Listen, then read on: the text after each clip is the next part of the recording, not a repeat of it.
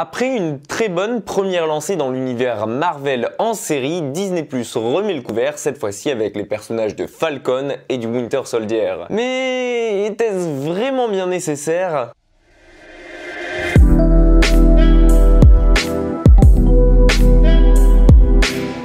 Comme son nom l'indique, cette nouvelle série disponible sur Disney+ nous fait suivre les aventures du Falcon et du tout récemment libre Soldat de l'Hiver, peu après les événements d'Avengers Endgame. Plus précisément 6 mois après ce dernier, alors que Sam Wilson alias Falcon se voyait offrir le bouclier de Steve Rogers et qu'il en déclinait la lourde responsabilité. Lui qui avait disparu pendant 5 ans, comme la moitié de la population sur Terre, et qui avait alors d'autres problèmes d'ordre familiaux, préférait remettre le bouclier à la ville plutôt que d'endosser l'énorme responsabilité d'être le nouveau Captain America. Un rôle qui sera d'ailleurs vite attribué à un certain John Walker, un soldat au fait d'armes héroïque et qui avait tout de ce que l'Amérique pouvait attendre de lui. 6 épisodes de 50 minutes chacun constituent donc cette nouvelle série dans laquelle nous suivrons Falcon et le Soldat de l'Hiver à la poursuite de super soldats. Eux qui étaient censés avoir disparu mais qui ont refait surface grâce à un nouveau sérum et qui font peur aux États-Unis. Nos deux acolytes vont même jusqu'à aller libérer Zemo de prison en échange de sa précieuse aide, pendant que dans le même temps, le nouveau Captain America peine à endosser son nouveau rôle et fait maladroitement son possible pour incarner le nouveau visage de l'Amérique. Lui qui cherche à impressionner et à faire aussi bien que Steve Rogers dans son temps, il va faire des super soldats son affaire personnelle et va même parfois jusqu'à dépasser les bornes. Alors, si vous vous sentez perdu et que vous n'avez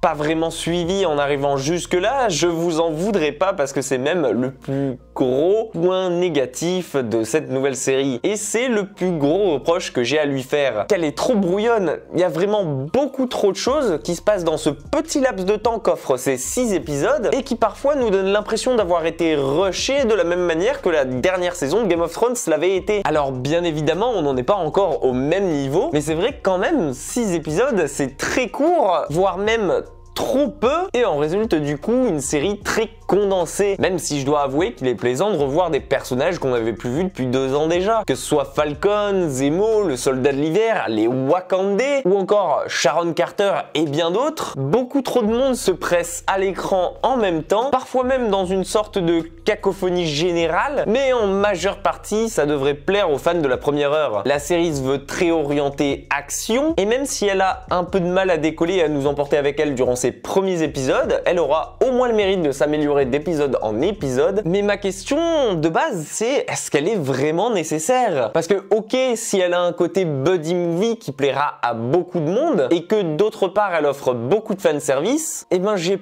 personnellement du mal avec elle et à l'apprécier autant que je l'avais fait à l'époque avec WandaVision. De mon côté, je n'ai pas autant accroché et je n'ai pas autant ressenti ce côté waouh, ben si je l'avais pas vu, je serais passé vraiment à côté de quelque chose. Ok, Falcon and Winter Soldier propose quelque chose de sympathique en attendant un futur film de la partie 4 du MCU, mais pour ma part, je peux pas dire que ça soit un must-see. Alors après, faut être honnête, ça fait toujours ça de prix en attendant Black Widow, si un jour il sort.